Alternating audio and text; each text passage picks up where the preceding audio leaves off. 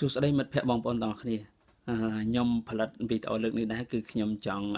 និយាយបញ្យល់ពីមូលហេតុខ្លះទាក់ទងទៅនឹងការរៀនពីព្រោះ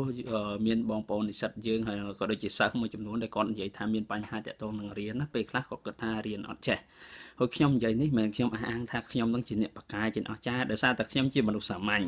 ហើយទៅខ្ញុំរៀនតាមមធ្យោបាយសាមញ្ញអញ្ចឹងខ្ញុំគិតថាមធ្យោបាយដែលខ្ញុំ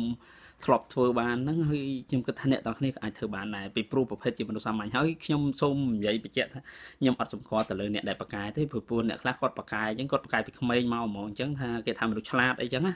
ពួកខ្ញុំមិនមែនជាមនុស្សឆ្លាតទេប៉ុន្តែខ្ញុំជឿទៅលើអ្វីដែលអាចធ្វើបានវាមានហេតុផលរបស់វាអញ្ចឹងក៏ខ្ញុំយកហេតុផលបែបលក្ខណៈសាមញ្ញហ្នឹងយកមកបញ្យល់ដើម្បីឲ្យអ្នកទាំងនេះអាចយល់ហើយទៅអាចធ្វើបានដើម្បីឈានទៅរកភាពជោគជ័យមួយហើយកត្តាជោគជ័យទាំងម៉ានគឺវាអាស្រ័យលើការខំប្រឹងប្រែងបន្តរបស់អ្នកទាំងអស់គ្នាឥឡូវខ្ញុំនិយាយថាមូលហេតុហេតុបានអ្នកទាំងអស់រៀនអត់ចេះរៀនអ្វីក៏ដោយកាលណាតែយើងរៀនអត់ចេះដឹងមូលហេតុអីមូលហេតុសំខាន់ជាងគេគឺមកពីយើងអត់គិតថាអ្វីដែលយើងរៀនហ្នឹងវាជាការពិតវារបៀបជា magic ជារបៀបដូចវេទមន្តអញ្ចឹងកាលណាតែយើងគិតថារបស់ហ្នឹងវាមិនមែនជាលក្ខណៈពិតប្រាកដវាអត់មាន reality ពេលអញ្ចឹងទៅយើងពិបាករៀនព្រោះយើងអត់ប្រើការយល់ទេយើងប្រើការចំណាំច្រើនប្រើការចំណាំដូចឥឡូវខ្ញុំឧទាហរណ៍មួយយើងទៅកន្លែងមួយដែលយើងអត់ស្គាល់សោះអត់ស្គាល់ម្ដងនឹងសោះហ្មងណាអញ្ចឹងទៅយើងពិបាកនឹងចំណាំអីផ្សេងទៀតព្រោះយើងអត់មានដឹងអីទាំងអស់យើងអត់យល់និយាយប្រើពេលមកយើងអត់យល់យើងគិតថាកន្លែងហ្នឹងវាដូចថ្មីវាប្លែកវាចម្លែកចំពោះយើងហ្មងយើងពិបាកក្នុងការចងចាំវាក្នុងការយល់វាអញ្ចឹងរៀនក៏ដូចគ្នាដែរដូចអ្នករៀនគណិតវិទ្យាអញ្ចឹងរៀនអត់យល់ព្រោះគិតថាគណិតវិទ្យានឹងដូច magic អញ្ចឹងវាមិនមែនដូចជាការគិតវិភាគពិចារណារកហេតុផលទេកាលពីខ្ញុំរៀនអត់ចេះក៏អញ្ចឹងខ្ញុំគិតថាដូចធននិមិត្តហ្នឹងខ្ញុំគិតថាដូច magic អញ្ចឹងគូនិយាយថាមុំនេះស្មើមុំនេះណាត្រីកោណសាមញ្ញត្រីកោណណាខ្ញុំអត់យល់ទាំងអស់ថាហេតុអីបានអញ្ចឹងមកពីខ្ញុំអត់យល់អាម៉េចមុំអាម៉េចជ្រុងហ្នឹងដូចគាត់និយាយពាក្យថាមុំអញ្ចឹងមុំទៅហើយនឹងនិយាយថាជ្រុងខ្ញុំសម័យអាពាក្យជ្រុងនឹងវាខុសជ្រុងខ្ញុំសម័យតែកន្លែងសួចអាកន្លែងហ្នឹងមិនមុំគុំពីចូលគ្នាទៅយើងគិតថានឹងជាជ្រុងតែចំណុចមួយយើងខ្ញុំខ្លួនខ្ញុំគិតថាវាជ្រុងអញ្ចឹងខ្ញុំចេះតែស្ដាប់គ្រូអត់យល់សោះអត់យល់ហេតុអីបានខ្ញុំច្រឡំអញ្ចឹងព្រោះដោយសារតែពាក្យដបង4ជ្រុងណាសម័យតែគេនិយាយថាអាហ្នឹងដាក់វាមកដបង4ជ្រុងព្រោះយើងគិតថាត្រូវឈុងគឺត្រូវអាកន្លែងសួចហ្នឹងបានធ្វើឲ្យក្បាលបែកកើតអញ្ចឹងគិតថាអាចជ្រុងអាកន្លែងសួចហ្នឹងព្រោះគេថាដាក់ជ្រុងវាហ្នឹងស្រួចដល់ពេលនៅក្នុងធននិមិត្តជ្រុងមិនអញ្ចឹងឯងជ្រុងជាប្រវែងកត់ពី A B C អញ្ចឹងពី A មក B គេរាប់ជ្រុង A B ដល់ពេលការខ្ញុំវិញខ្ញុំគិតថា A ហ្នឹងជាជ្រុងដល់ពេលជ្រុង A B អញ្ចឹងពីជ្រុងខ្ញុំអត់យល់ថាហេតុអីបានត្រីក្នុងត្រីកោណមានវាទៅជាអញ្ចឹងធ្វើឲ្យរៀនអត់យល់អញ្ចឹងវាដូចទៅជា magic មួយអញ្ចឹងឥឡូវខ្ញុំនិយាយមួយទៀតឧទាហរណ៍មួយទៀតដូចការខ្ញុំរៀននៅតិចណូខ្ញុំរៀនមេរៀនelectrostatic អត់យល់កាលហ្នឹងស្អីទេតែអារម្មណ៍ទៅ ghost អីណារៀនកាលហ្នឹងចេះធ្វើនិយាយតាមត្រង់ធ្វើតាមចំណាំសតបើថាឲ្យយល់អត់យល់សោះពួកខ្ញុំគិតថាវាយូរទៅរៀនដូច magic ចឹងវាមិនមែនជាវិទ្យាសាស្ត្រពិតណាដោយសារតែពិចារណាវាអត់យល់ថាទៅយើងវាដល់ពេលគិតថាវាជា magic ចឹងទៅយើងជឿថាវា magic យើងចាប់ផ្ដើមបាក់ទឹកចិត្តក្នុងការស្វែងយល់វាព្រោះដូចគេហៅថាបាត់បង់ទំនុកចិត្តចំពោះខ្លួនឯងក្នុងការស្វែងយល់វាធ្វើឲ្យយើងខ្ជិលទៅវាអត់មានការព្យាយាមទៅយើងក៏បន្តកត់ចេះប៉ុន្តែនៅពេលដែលខ្ញុំមកដល់ជប៉ុនខ្ញុំរៀនភាសាជប៉ុនមួយឆ្នាំគ្មានចេះអីទេស្រាប់ខ្ញុំបានទេប៉ុន្តែគ្រូខ្ញុំផ្នែកខាង electromagnetic ហ្នឹងណាគាត់បកកែបរៀនខ្ញុំទៅសារគាត់មែនខ្ញុំស្ដាប់គាត់មិនបានខ្ញុំគិតតែគាត់ទេប៉ុន្តែមេរៀនគាត់យល់រៀនទៅយល់ដល់ពេលខ្ញុំរៀនយល់បានខ្ញុំចាប់ផ្ដើមគិតថាហ្នឹងវាមិនមែន magic ទេវាមានហេតុផលរបស់វាពិតប្រាកដអីចឹងណាត្រូវពិសោធន៍ត្រូវអីមើលទីបានយល់បានអញ្ចឹងដល់ពេលរបស់ដែលយើងគិតថាអត់យល់សោះដល់ពេលយើងគ្រាន់តែបដូរការគិតវាថាវាមិនមែនជា magic ទេវាគឺជារបស់ដែលយើងអាចស្វែងយល់បានកាលណាយើងទៅព្យាយាមស្វែងយល់វាបន្តិចយើងប្រកាសជាចេះហើយទៅដល់ពេលយើងចេះទៅយើងអាចយល់យើងអាចធ្វើបានមានចំណេះចិត្តលើវា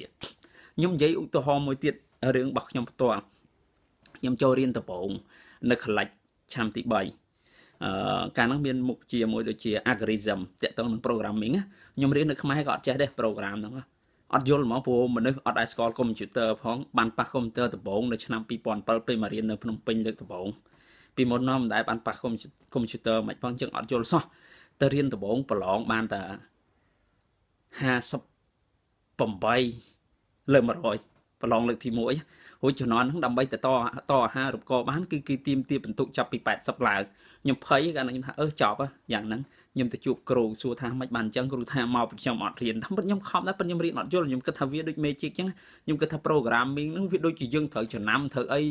និយាយចំវាមិនមែនដូចជារបស់ពិតមួយអញ្ចឹងរៀនចេះតែអត់យល់ទៅគាត់ថាឲ្យខំប្រឹងទៅខំប្រឹងបើអត់យល់សោះផងខំរបៀបម៉េចបើអត់យល់ភាសាកូដអីបន្តិចដល់ពេលប្រឡងលើកទី2ខ្ញុំខំទិញឲ្យចាំច្រើនជាងមុនទិញឲ្យចាំច្រើនទៅប្រឡងបាន68លើ100ទៀតខ្ញុំភ័យទៀតខ្ញុំថាអូចប់ហើយប្រឡង4ដងធ្វើមិនបាន80ខែតែនិយាយមួយគ្រូអញ្ចឹងថាខ្ញុំចង់បានធ្វើ80ធ្វើមិនគ្រូថាលើខំប្រឹងចេះគាត់បញ្យល់អញ្ចឹងឲ្យខំប្រឹងខំរៀនខំអីអញ្ចឹងខ្ញុំក៏ចាប់ផ្ដើមធ្វើតាមគាត់ហើយទៅជួបគាត់រាល់ថ្ងៃកន្លែងណាអត់យល់ខ្ញុំសួរគាត់បញ្ជាក់មួយហើយទៅខ្ញុំដូរការគិតថាវាមិនមែនជា magic គេបើសិនជាវា magic មិនមែនគេអាចធ្វើបានផលិតសម្ភារៈអីណាតាក់ទងភាសាកូដនឹងកើតទេវាសិតតែមានហេតុផលរបស់វាអញ្ចឹងត្រូវរកកន្លឹះហេតុផលវានឹងឲ្យយល់សិក្សាស្វែងយល់វាម្ដងតិចមានអីខ្ញុំអាចធ្វើបានមែនដល់ពេលខ្ញុំព្យាយាមធ្វើសិក្សាវាទៅដំបូងយកចំណាំអញ្ចឹងដំបូងយើងចាំដើម្បីយើងមានគោលដល់ពេលយើងចាំគោលគ្រឹះនៃការសរសេរវាទៅបានយើងចាប់តាមបែកយល់ទៅប្រឡងដល់លើកទី3ខ្ញុំចាំថាប្រឡងលើកទី3ដូចជាបាន90បន្ទុកដល់លើកទី4បានដូចជា99បន្ទុកដល់ពេលទៅបានគ្រូចែកសរុបទៅចុងឆ្នាំគ្រូឲ្យដូចជា81លើ100គិតទៅគ្រប់លើស1បន្ទុកហូចអញ្ចឹងខ្ញុំចង់បញ្ជាក់ថាបើសិនអ្នកទាំងអស់គ្នាគិតថាអ្វីមួយជា magic ជារបស់ដែលយើងរៀនអត់យល់វាមិនមែនជាវិទ្យាសាស្ត្រពិតដែលយើងអាចស្វែងយល់បានអ្នកទាំងអស់គ្នារៀនមិនក៏រៀនអត់ចេះដែរភាសាអង់គ្លេសក៏ដូចគ្នាការខ្ញុំរៀននៅវិទ្យាល័យខ្ញុំពីបន្ទូចខ្ញុំរៀនបកកែគួរសមភាសាអង់គ្លេសមិនអត់ចេះពីត្រឹមថ្នាក់ទី8ចុះខ្ញុំបកកែដល់ពេលចាប់ពីទី9ទី10ទៅខ្ញុំអត់បានរៀនទៀតទេព្រោះដោយសារតែនៅតាមខេត្តអញ្ចឹងទី1គឺខ្វះគ្រូមួយទៀតវារៀនចេះតែមកក្រោយវិញដូចថារៀន elementary អញ្ចឹងទៅដល់ pre intermediate អស់សិស្សរៀនគ្រូចាប់បានបកមកវិញហើយដល់ពេលយើងរៀនដល់កម្រិតមួយអញ្ចឹងគេបកមកក្រោយយើងអត់ទៅរៀនមកក្រោយវិញយើងចាំអ្នកក្រោយរៀនម្ដងហ្នឹងគេបកក្រោយទៀតយើងចាំយូរទៅរាប់ឆ្នាំទៅភ្លេចអស់ទៅហើយកាលនោះវាចេះស្ទើរត្រាប់ណាដល់ពេលយូរទៅភ្លេចអស់ទៀតទៅក៏លែងចេះដល់ពេលលែងចេះទៅយើងចាប់ដើមគិតថាអង់គ្លេសហ្នឹងវាមិនមែនជារបស់ដែលអាចយល់បានស្វែងយល់បានណាយើងគិតថារបៀបដូច magic អញ្ចឹងដល់ពេលរបៀបដូច magic និយាយចំទៅយើងភាគជនជាតិខ្មែរអញ្ចឹងយើងទៅស្ដាប់រុស្ស៊ីនិយាយអញ្ចឹងស្ដាប់មិនបានម៉ាត់មិនអញ្ចឹងដល់អញ្ចឹងខ្ញុំមានអារម្មណ៍អញ្ចឹងដូចគ្នារបៀបអញ្ចឹងមានអារម្មណ៍ថាអង់គ្លេសហ្នឹងវានេះវាផ្សេងវាបរិបទផ្សេងរៀនអត់យល់ដល់ទី10 11 12គេប្រឡងបាក់ឌុបគេមានភាសាអង់គ្លេសអត់ចេះខំទៅរៀនគេដែរតាទៅប៉ុន្តែរៀនអត់កើតហ្មងពេលហ្មងព្រោះដោយសារតែអត់មានជំនឿជាក់ក្នុងការរៀនអត់ចេះអត់ជឿថាយើងរៀនចេះព្រោះយើងគិតថាវាមិនមែនជារបស់ស្វែងយល់បានប៉ុន្តែដល់ពេលឡើងមកដល់មហាវិទ្យាល័យអាហារូបករណ៍ការប្រឡងអាហារូបករណ៍នោះវាបខំថាខ្ញុំដាច់ខាត់គេត្រូវតែចេះអញ្ចឹងខ្ញុំចាប់ដើមដូរគំនិតនៃការគិតបដូរផ្នត់គំនិតខ្លួនឯងហ្នឹងដូរការយល់ឃើញចំពោះវាណាបដូរពីការមើលរបស់វាដូចខ្ញុំចំណាំឧទាហរណ៍ឲ្យមិត្តភក្តិខ្ញុំមើលថាឥឡូវខ្ញុំនិយាយពីតេឡេនេះមួយចុះ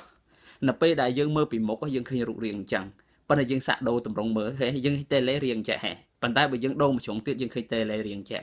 សួរថារាងណាដែលយើងចង់បានអញ្ចឹងយើងអាចបដូរការគិតគឺដូចជាបដូរការមើលរបស់មួយអញ្ចឹងដល់ពេលខ្ញុំបដូរការមើលទៅលើភាសាអង់គ្លេសខ្ញុំគិតថាអង់គ្លេសវាមិនពិបាកទេខ្ញុំថាមិនពិបាកដូចគណិតវិទ្យារូបវិទ្យាវាគ្រាន់តែទិញឲ្យចាំហើយយើងសិក្សាស្វែងយល់ពួកខ្ញុំដាក់ image មួយទៀតថាអ្នករៀនគណិតចេះគេរៀនអង់គ្លេសចេះដែរហ្នឹងហើយអ្នករៀនគណិតវិទ្យាចេះក៏ត្រូវតែរៀនអង់គ្លេសចេះវាមានអីចម្លែកវាគ្រាន់តែជាភាសាមួយនិយាយហ្នឹងបើអញ្ចឹងជនជាតិអង់គ្លេសរាប់លានអ្នកមិនក៏គេនិយាយភាសាគេបានអញ្ចឹងយើងបដូរការគិតអញ្ចឹងទៅយើងចាប់ដើមរៀនជឿជាក់ឲ្យទៅកុំបខំវាពេកកុំចង់ឲ្យ2ថ្ងៃឲ្យចេះវាអត់ចេះបខំធ្វើតាមសម្រួលឲ្យកើតជាទម្លាប់ឲ្យបានរាល់ថ្ងៃដល់កើតជាទម្លាប់ទៅមានអីអាចធ្វើបានយ៉ាងរលូនធ្វើទៅកើតណាអញ្ចឹងខ្ញុំចង់ប្រាប់អ្នកទាំងអស់គ្នាថាបើចង់រៀនអ្វីមួយឲ្យចេះហ្នឹងសំខាន់គឺកុំគិតថាវាជា magic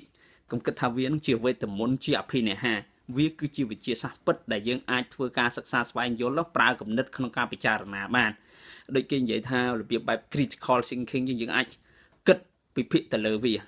កាលណាយើងគិតវិភាគទៅលើវាទៅយើងប្រកាសជាយល់បានអញ្ចឹងទី1គឺត្រូវជឿសិនណាជឿថាវាអាចធ្វើបានមិនមែនជានេះទេជាវេទមន្តនេះជាវិទ្យាសាស្ត្រពិតចាំតែប៉ុណ្្នឹងទៅខ្ញុំគិតថាអ្នកនេះប្រកាសជាអាចរៀនអ្វីផ្សេងក៏ចេះដែរបាទសូមអរគុណ